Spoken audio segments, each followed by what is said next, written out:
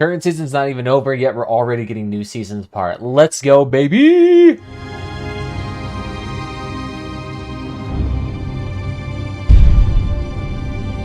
Either way, welcome back, everybody. Today we're actually going to look at two little articles here that have been released recently. One detailing a new seasonal coming out, and one that just details a brand new patch that was coming out that I completely forgot was actually in rotation. But you know what? Hey, let's keep it going. So first things first, what do we have here?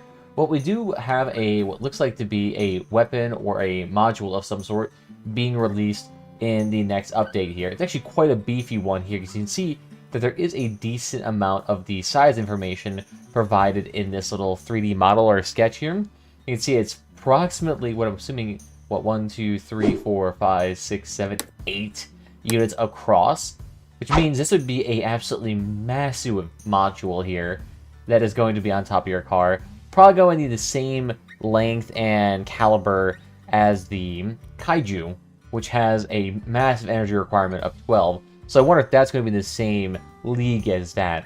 I mean, they have been trying to release a lot more of these super large weapons, so it's been kind of on theme, kind of on point for them. But beyond that, it also appears to be one that actually just launches a saw blade repeatedly. So we don't really actually know anything about its perk, its damage, its energy, anything like that. We can only go based off this concept art sketch here, which, to be honest, could be completely off by the time it actually releases. I'm assuming this is maybe here just for flavor, and that actually indicates the true size of this weapon.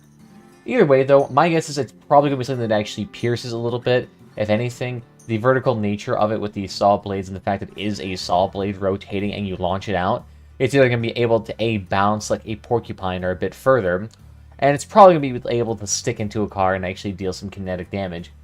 You know, so it's going to be kind of a mixture between like a spike, maybe, and a porcupine? Maybe. Who knows? That's just my guess here, not actually confirmed, but we'll see. Does look pretty jazzy, though, and apparently it will come out here pretty soon, coming out in February. So, not too long to wait. And honestly, I'd prefer if they would take more time and actually make these seasons a bit more, robust, in a way. Coming out with these very small seasons with very few changes, not really getting me jazzed up here. Next things next, we got the Ravens Path update here, which honestly came out of the woodwork completely unknown. If I was probably on the forums, maybe I would see this more frequently. But considering that they didn't really do much for this season, I can't really fault them much for this. So same thing as always, you have Ravens Path. There's a nice little mission in Crossout that allows you to go ahead and earn tolerances here to actually craft Ravens Path items.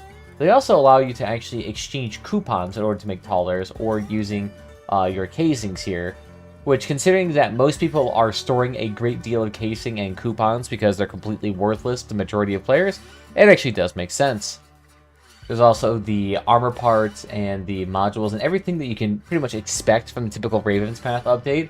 A lot of niche weapons here that get very limited use case. Plus, they also have the ability to actually get a fusion version of it. That's not too expensive, it's just, you know, more resources plus 2 of the weapons. But then you usually get an ideal combination here, so you don't have to actually do multiple fusions in a row. So if you wanted to do that, congratulations, you now have your opportunity to get the old weapons again. And I guess for a lot of you pros, they now also have optimal fusions for these relic weapons, which, yeah, sure, why not? And then a lot of the decor items that you've come to expect. A lot of the fancy paints, To be fair, the paints are probably going to be the big thing for me. Everything else I really don't care about, like the stickers and whatnot. Do people even really use these? But yes, that's that. Beyond that, there also appears to be a way for you to get a unique banner logo and a portrait based on receiving the treasurer medal, so go ahead and try that. And then beyond that, we also have a couple of balance changes here as well. So the Spitfire here, its optimal range has been reduced from 40 meters down to 30 meters. Now, just for note, the optimal range is not the actual total range, it's just the range at which it actually does full damage, and then after that, it'll significantly drop off. So in a way, it's just meant to deal with the fact that Spitfires here can actually do decent or semi-decent long-range capabilities, but to be fair, if you're using your shotgun anything longer than 50 meters or anywhere near that range, you're not going to be doing a whole bunch of damage. The only times I ever really use that is when they're just like firing to firing, because at that point in time, you might as well, because you're not even close enough. Beyond that, the median here has seen a small damage increase to combat its relatively lackluster piercing or stripping potential. The Prosecutor's had its damage increased, or its blast damage increased by 6%, so not really much to do anything, but it's alright. But the Nets has seen a significant improvement here by getting its blast damage increased by 25% here, which is a lot of damage. Now, to be fair, the reason why this is important is because the Nest doesn't really do a whole bunch. It was very popular for a while when it first launched, but after the nerf, it became severely lackluster. So this will probably help it become a bit more relevant here. And especially if anyone's been sitting on those trying to sell them, congratulations, now you may get that opportunity. Beyond that, the Thresher now has had its spread from each shot lowered by 15%, allowing it to be going ahead and fire more precisely, which is actually pretty decent.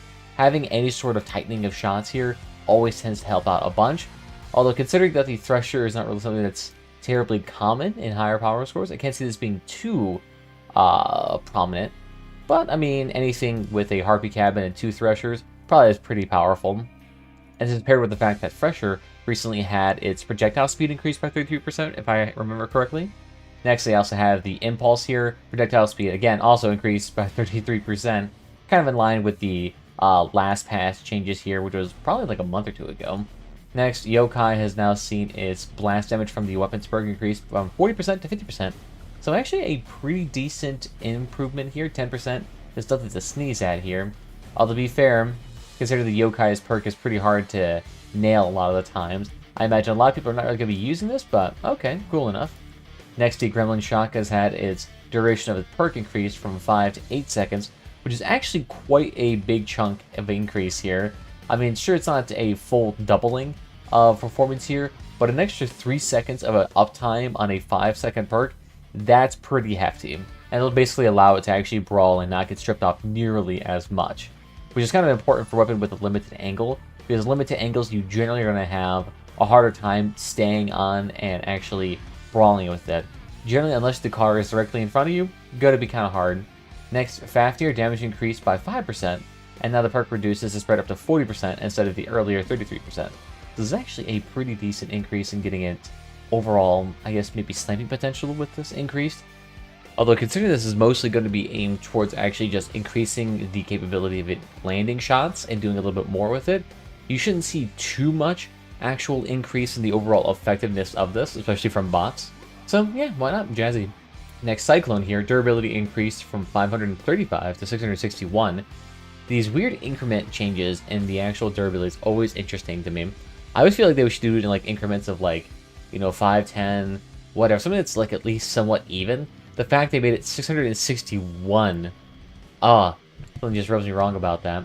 And they've also increased the mass of it as well, which probably makes sense considering that the Cyclone itself, it's one of the larger models in the game.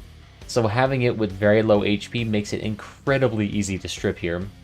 Yeah, and as they note here too, it looks like that a Scorpion, at least 2 of them, would instantly be able to strip a Cyclone. So I guess in a way this does help with that type of piercing mentality. So I guess this is more aimed at the higher end gameplay, which I guess makes sense, it's a legendary weapon, but more or less aimed at the higher tier gameplay here, like in Clan Wars. Next, the Stillwind blast damage increased by 9%, and that's alright, considering that the autocannon still sucks. Doesn't really change anything. And the Toadfish here, I love how they keep trying to make Toadfish relevant. It'll never be relevant. But now the delay between the shots is shorter by 30%. Oh boy. Sure, it might increase your damage a smidgen here, but considering that the Toadfish is still just a very, I guess, modified version of a spike, doesn't really do much. The Waltz here, the time to charge your shot has been reduced by what looks like 0.33 of a second, and the durability has been increased by 50 points. That's even. So essentially just will increase the DPS and survivability of this. Considering that the Waltz is a pretty large weapon, this makes sense, but the DPS on an increase shouldn't be too much. Because remember, this is only based on charge time, not actual reload time, so this is only portion of its actual delayed firing mechanism response. And it looks like now the Hammerfall model has been reduced a little bit here, which is pretty interesting. Considering that the Hammerfall is not a terribly large shot to begin with, I wonder how much this will actually increase its survivability here. And considering that it'll probably have more compatibility with a lot more armor, it should actually be a decent bit beefier. So let's see how this actually turns out here. I don't really see Hammerfall utilized too much, unless you get into the very higher end range, but even then I feel like it still ends up getting outclassed by things like a breaker or any sort of other weapon that can do a lot of damage real quickly. Then when it comes to higher end gameplay, generally I find that just limited angle shotguns tend to be the preferred method due to their incredibly heightened durability. No, alright, cool. Next, the parser here. Has it been nerfed again? Looks like so. Reload time increased by another 0.8 of a second. Time to fully charge a shot has been increased by another 0.5 of a second. And time to hold a full charge before the shot is reduced from 2 seconds to 1.5. So essentially just makes it longer to fire and reduces the time in which you can actually just charge up the shot here. So still probably aimed at just reducing its overall DPS output while still maintaining its good chunking potential. So as long as you're still able to brawl with it effectively, you should be able to strip quite nicely with it. However, you won't be able to do it nearly as often, so if you mess up, your mistakes become a little bit more amplified. So, okay, good. Considering that a lot of people hated Parser, this is still probably just in line with it. But that appears to be mostly everything here. After this, just a bunch of miscellaneous stuff. So what do you guys think about these balance changes, the Ravens Path update, and the brand new season little, I guess, teaser here? Do you guys think it's all good? Do you think it's some changes they should be making? What are your hopes for the brand new patch? Leave your comments down below, and I'll see you guys next time. Bye-bye.